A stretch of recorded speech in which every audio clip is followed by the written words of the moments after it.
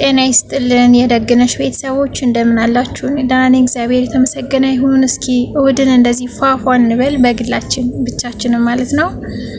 የምታዩት ቡኩር ነው፣ የአረብ ጭስ ማለት ነው።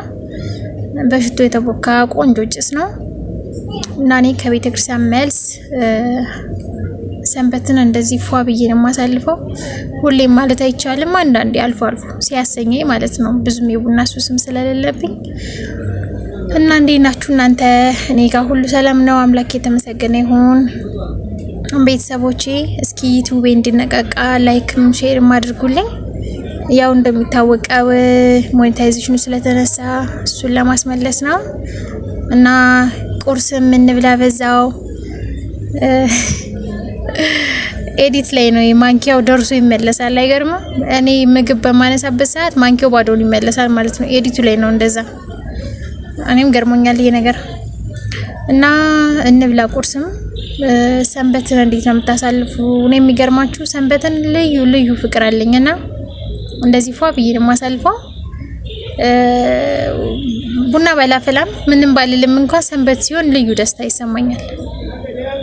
አይሆን ደስ የሚል ነገር አለው።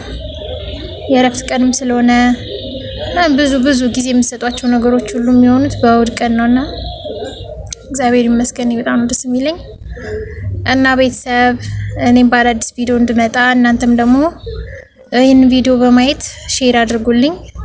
ሌሎች ቪዲዮ ፖስት እንዳደርግ ሞራሊ እንዲመጣ ማለት ነው። የሚገርማችሁ ጓደኞቼ በውስጥ እንደዚህ ይሉኛል፣ ደግዬ አንቺ እዛ በማይመች ቦታ ሆነሽ በሳምንት 2 ቪዲዮ እና ከዛ በላይ ፖስት እያደረግሽ ላይ እየገባሽ እንዴት ነው አሁን የራስሽ ጊዜ ሲኖርሽ እንደዚህ ድክም ያልሽውና በርቺ ይሉኛል። እግዚአብሔር ይስጥልኝ። እውነት ለመናገር ያው እንደመጣ ያደረጉኝም እነሱ ናቸው ማለት ይቻላል። ብዙ ነገሩ አይመችም። ስለማይመች